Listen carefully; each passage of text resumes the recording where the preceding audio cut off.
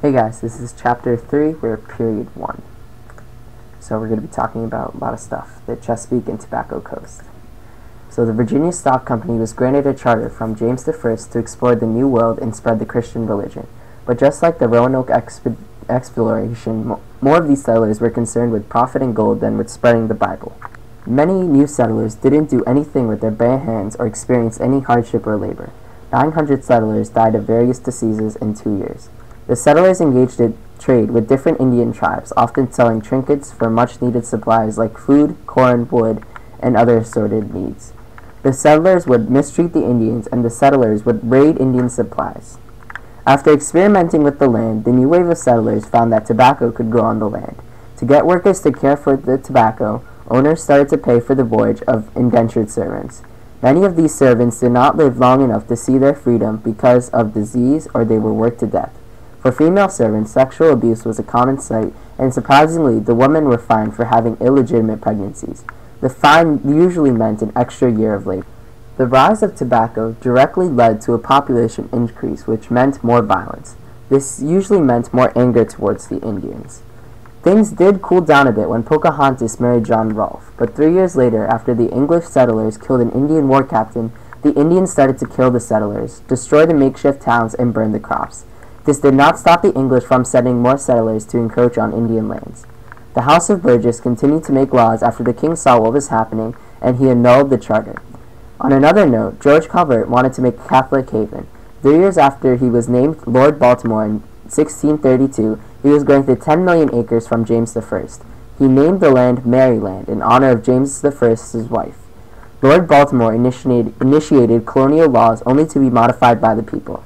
At first, the colony grew slowly, but by the 1700s, it had half of Virginia's population.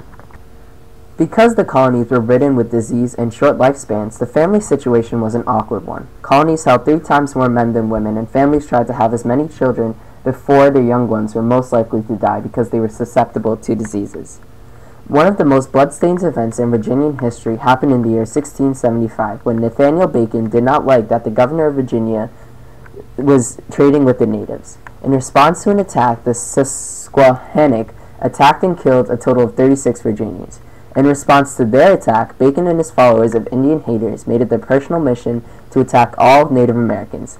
Surprisingly, Bacon captured Jamestown, and Berkeley had to flee to the coast. Now that the natives were utterly destroyed, Bacon and his followers dispersed. Bacon shortly thereafter died of disease. After regaining power, Berkeley hanged many of Bacon's followers without a trial. The Powhatan tribe was now entirely wiped out. As more and more people came to the New World, more labor was required. This was the time that African American slaves were first being imported. After Bacon's rebellion, the settlers felt that servants were land hungry and could rebel any time. They needed to find a more suppressible workforce. Also, less people were willing to become indentured servants. By the 1730s, slaves were much more prominent than indentured servants. During this time period, slaves most likely worked until they could buy their own freedom or their family's freedom. After that, they could pretty much do whatever they wanted, even buy their own slaves. White planters quickly realized that this could be disastrous and created laws to keep blacks trapped in bondage. Blacks watched as their rights slowly diminished into nothing, and their status on the social ladder fell. Pretty soon, the black codes were borrowed from the Caribbean colonies, and slaves became even more oppressed, basically losing their humanity. The question to ponder from this was, if the Americas were found as a place of freedom and liberty, what was happening to the blacks, to the Indians, to other sects of Christianity? Now we're going to be talking about Massachusetts and its offspring. Although England had been officially Protestant since 1558, as many people throughout the Church of England was still not completely free from Catholic influences. One of these groups, known as the Puritans, aimed to reform English society. Pilgrims who were similar to the Puritans in that they wanted to remove themselves from Catholic influence first landed in Plymouth, Massachusetts in 1620. These Puritans sought to establish communities of pure Christians who collectively swore a covenant with God. Puritan work ethic and faith allowed them to continue to expand. However, opposition was not uncommon in the Americas. Such an example was Anne Hutchinson, who stressed an esoteric nature of God's grace while condemning individual gain to salvation. The Puritans did not hold peaceful relations with the Native Americans. The transfer of smallpox killed hundreds of thousands of Native Americans, and many Puritans viewed the Native Americans as obstacles in creating the perfect Christian society. These beliefs led to conflicts between the Puritans and the natives. The village life of the Puritans in New England was much different than that of the southern colonies. These villages were small and tightly settled, filled with life. Most communities were agriculturally based, with stable families working on the farmland. Puritans believed that the good of the community was based on individual achievement, and therefore awarded more property to the successful. This ideology led to a more highly stratified community. Due to the dislike of central power, emphasis was put on local government. Each year, all townsmen would gather to assign specific roles for the town. Small isolated communities limited the effects of disease, and with a healthier diet and climate than those of Europe, population and expected lifespan soared. Emphasis was also put on literacy and education. Tensions between Native Americans and New Englanders remained high throughout trade and territory disputes, including the Pequot War of 1637. By the 1670s, Metacomet, or King Philip, a son of a Wampanoag chief, began to build resistance in response to his tribe's deteriorating power. In 1675, Puritans executed 3 Wampanoag for murdering the Christianized Native American John Sassamon, sparking King Philip's War. The colonists were victorious, however, at the end. Several thousand colonists and around twice as many Native Americans were dead. Towns, homes, and livestock were destroyed. Many captured Native Americans were sold into slavery, although not as heavily as the southern colonies. New England did participate in the slave trade in order to support processed and commodities, including rum, cod, and wheat.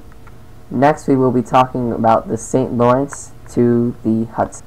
The English and the Dutch were bitter commercial rivals. The Dutch at the time the Puritans arrived in New England were the most powerful carriers of seaborne commerce in West Europe.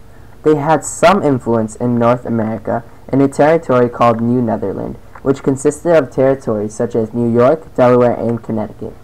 Here the Dutch had profitable trade and friendly relations with the Iroquois Indians and local tribes. Between 1652 and 1675, 3 wars broke out between the English and the Dutch in order for the English to challenge Dutch power. In the end, the English captured New Netherland. This ended the Dutch influence in North America. Next, we will be talking about Proprietary Carolina, a restoration reward. Carolina was one of the last territories that needed to be developed, and giving away this land killed 2 birds with 1 stone. Carolina would develop and grow as an English colony, and it would act as a buffer against any French or Spain advancements. One problem that came up with the Carolinas was that there were 8 proprietors, all of them with different views and different opinions on how to run the colony. The system of government was a mix between a feudal government and a democratic one. Ultimately, what happened, though, was only a few noblemen would monopolize the government, and they did not care for the people. Many of these settlers knew how to settle a society, so during the beginning years, local governments were the law of the land. Carolina was probably the most elaborately planned colony, but it ended up being the least cared about colony. The 8 proprietors just came out of the English Revolution, and they knew that violence was not an option. They had planned for peaceful trade relations with Indians, but over time the settlers wanted more, and they soon started to actually abduct the Indians and sell them into slavery. Indians slowly became the cornerstone of all commerce in the Carolinas. Eventually, the Westos and the Savannahs were almost wiped out. They were almost entirely wiped out. Very few of them actually survived. The population of Carolina consisted of Barbadians, Swiss, Scots, Irish, French, and English settlers. Carolina was a breeding ground for thousands of insects also, many that spread malaria and yellow fever. People felt that the Carolinas were a big mistake and its citizens should be left to perish. But after much experimenting and good timing, a new crop was produced in the area. Rice was considered the savior of the Carolinas because it could grow in the swampy and stagnant lakes, and it would clear the water of some of the insects. Rice gave the colonies a new and stronger foundation for the economy rather than the Indian slaves.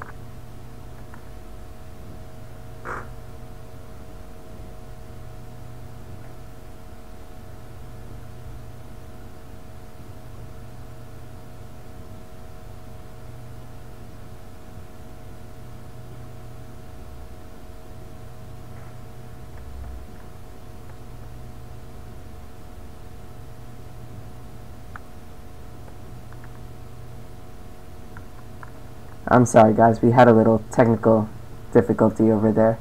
the slide didn't change on time, but we're going to be talking about the Quakers' peaceful kingdom now.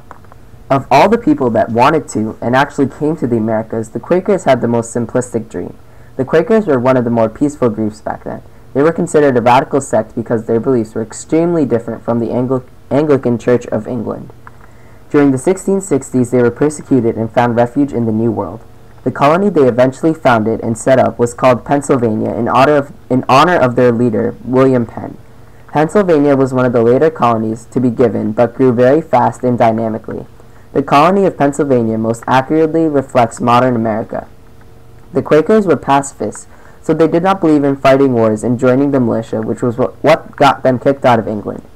William Penn's father had done a great service to the king, and to repay that debt, the king granted a vast majority of land to the New World, in the New World for his son William Penn. Penn took this land and established it as a place of refuge for all peoples. This was the first true free land of its kind. Pennsylvania was one of the first colonies to accept Indians, blacks, Catholics, and all ethnicities and religions. By 1720, the population swelled to 31,000 people. Though Pennsylvania seemed like a heaven on earth for some people, it was not like that under the surface. Pennsylvania was full of English, Scots, French, Germans, Irish, the Welsh, Swedes, Finns, and Swiss people. Though they all had peaceful relations with each other in Europe, there were some power struggles going on. William Penn never stayed long in the colony, and under him there was no other leader who could guide the people. The Quakers were pacifists, so they never wanted to be too aggressive in politics. That never stopped them from fighting in government. It would take years for there to be any real peace in the colony and for true leaders to develop. Even though Quakers were zealous about their faith, they tolerated all groups of religious peoples. And in return, the other groups tolerated their sometimes humorous ways of the Quakers. Although Pennsylvania's history is different, people kept tolerant relations with each other. They may not have been friendly to each other, but the key word there is tolerant, and in times of need, they helped each other. We are now going to be talking about New Spain's northern frontier.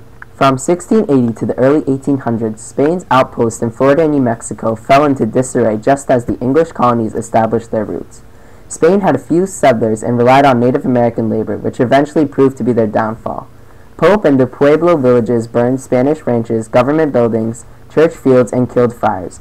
They continuously exercised harsh treatment toward the Pueblo villages and suppressed their religious ceremonies. This in turn caused Pope, a persecuted medicine man, to lead 24 Pueblo villages to rebel. Only a decade later did the new Spanish governor, Diego de Vargas, gradually subdue the rebellion. The Spanish resolved the tension by declaring a cultural truce. Both Spanish and the natives needed to come together to defend against their old enemies, the Nuevo, Ute, and Apache. Few Spanish settlers wanted to settle in Florida. It was disease-ridden, and English colonists in neighboring colonies constantly attacked villages. Queen Anne's War in the colonies further devastated Florida. Carolinians attacked Florida. Because of this, English and French traders began to hold the main influence over Florida Indians due to their trade goods. This was the last major section of the chapter. It was called an era of instability. The Revolution of 1688, also known as the Glorious Revolution, forever ended the notions that kings ruled by divine right. It marked the last serious Catholic challenge to Protestant supremacy. Also signifying the struggle for social and political dominance in expanding colonies, after 1675, international competition and war led to England to impose further greater imperial control over the colonies, in turn creating the Lords of Trade.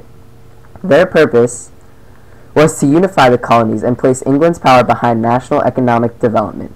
King James II granted liberty of worship to all. However, Protestant England feared a Catholic succession, especially when the king started to create Catholic peerages and appoint Catholics to high government positions. When news of James's abdication reached Boston in April 1689, Bostonians imprisoned Andros, the former governor of New York, appointed by James II to rule over English colonies. In New York, royal government stated to disintegrate the German-born militia captain Jacob Leisler, established an interim government for 13 months. His government was popular among Dutch small landowners and urban laboring people who despised the English rule. In 1691, however, Leisler was executed, allowing peace to gradually return to New York. The Protestant majority in Maryland also seized power and tried to cleanse Maryland. Like in Virginia, also a group of planners tried to overthrow the government, but this time they failed. During the last 2 years that Massachusetts was left in political limbo, the little town of Salem was swept into a tragic chain of events. As you know, multiple women in Salem, Massachusetts were accused of witchcraft. and events were a result of generational differences, frontier war hysteria, tensions between villages, and political tension.